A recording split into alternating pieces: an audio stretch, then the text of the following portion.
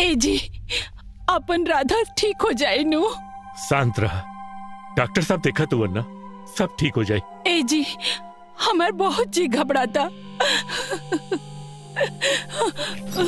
Doctor साहब, हमरे राधा का क्या स्थिति बा? हमने कोशिश करा था नहीं जा, बाकी तो ऊपर वाले के मर्जी बा।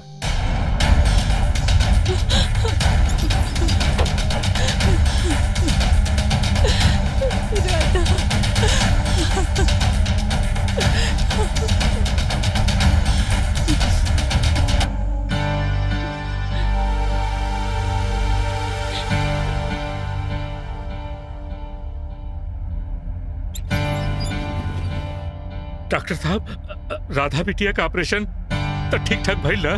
भगवान की कृपा से अरुआ सबके दुआ से वो ठीक बिया, जान बच गई, खतरा से बाहर बिया। लेकिन लेकिन का? ओकर याददाश्त कमजोर हो गई बा। का? घबराए जमत, आस्ते आस्ते सब ठीक हो जाए।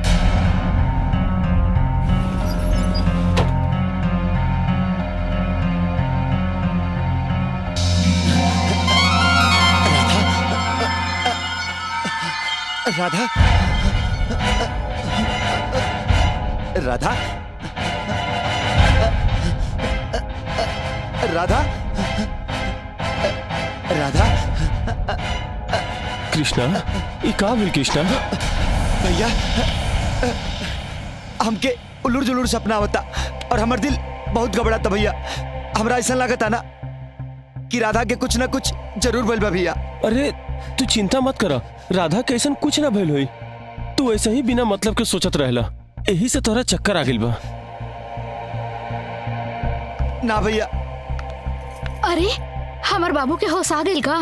भैया एक बार मालिक के फोन करके पता करा ना कि राधा के कुछ भइल लेकिन प्लीज भैया एक बार बात करा ना मालिक से। अरे हम बात करो बाबू, तू आराम करा ना, तू आराम करो।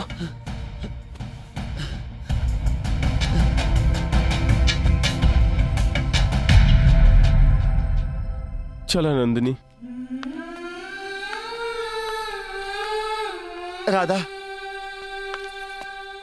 अच्छा सुनी, तनी राधा के बाबूजी के फोन लगा के पूछी ना।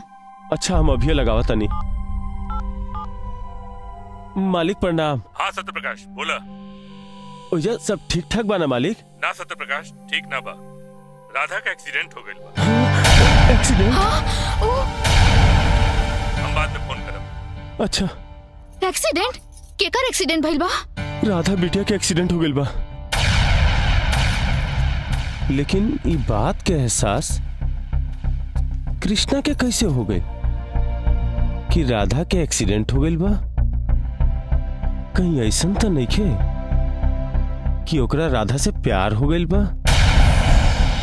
हो सकेला जी। लेकिन कुछ भी होके नंदनी, राधा के एक्सीडेंट के पता कृष्णा के ना चले के चाहिए।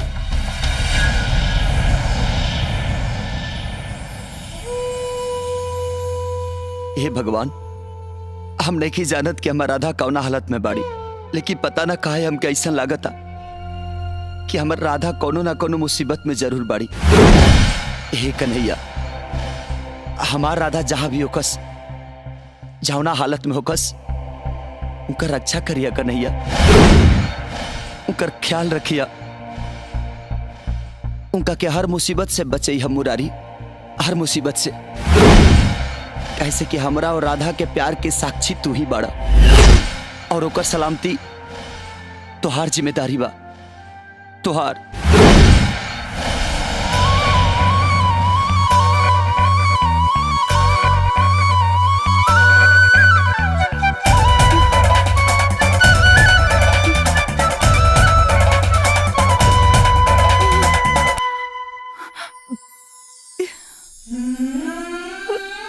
बेटी, राधा, बेटी, उठा बेटा। कैसन बाड़ू बेटी?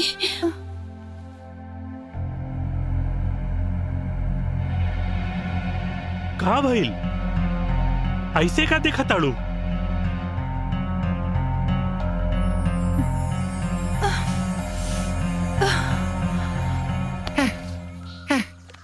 आम एक पेड़ हम लगौनी, जब आम बड़ा बड़ा भइल, खाए टाइम भोलवा आ गइल। मन तो करा तो ओकरा कुछ नहीं।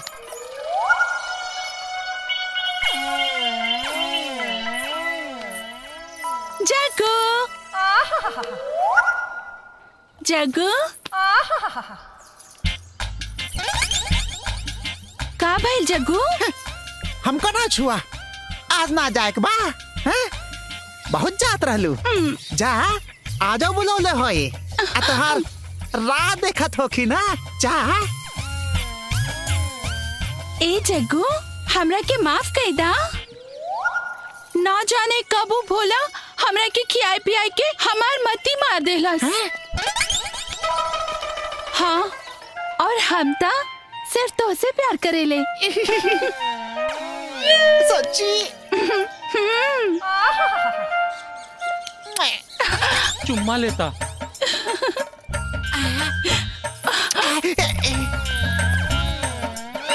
अरे ई का ई जोगिंदरा था हमरा सब कइल धइल पे पानी फेर देहलस। गुरुजी बोले बाहू तकाटी के गौवा राउर अब जड़ी बूटी के असर नइखे करत। अच्छा नंदू, अभी हम दिखाओ तनी अपना दवाई के कमाल। आओ चल चली।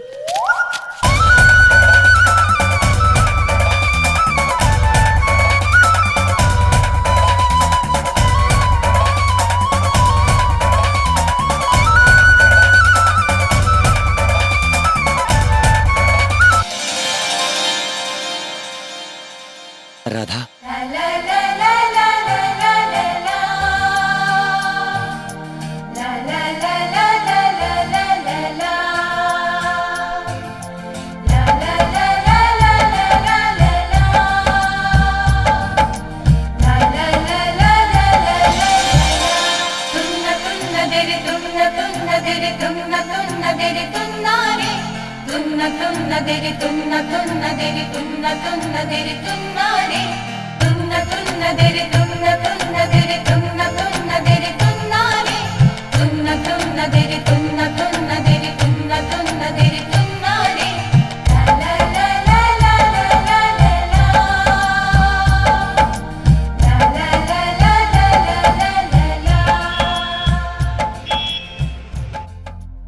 आरती, न जाने ही घर के केकर नजर लग गई। राधा के एक्सीडेंट के पहले कितना अच्छा माहौल रहे अपने घर का। राधा की हंसी, राधा की शरारत एक घर का मौसम बदल देता रहे।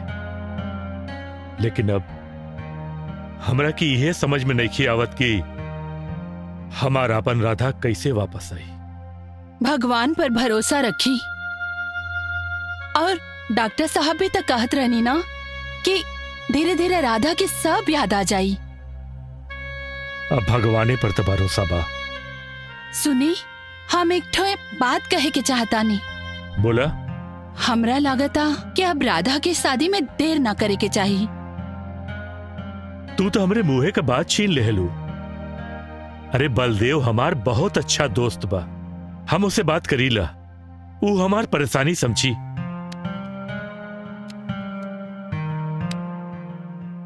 बेटा अब भलाई करे की आदत छोड़ दा, तोहार बिजनेस संभाले के समय आ गेल बा। हेलो। हाँ बलदेव। हाँ नमस्कार। हाँ नमस्कार नमस्कार। और बोला भानु।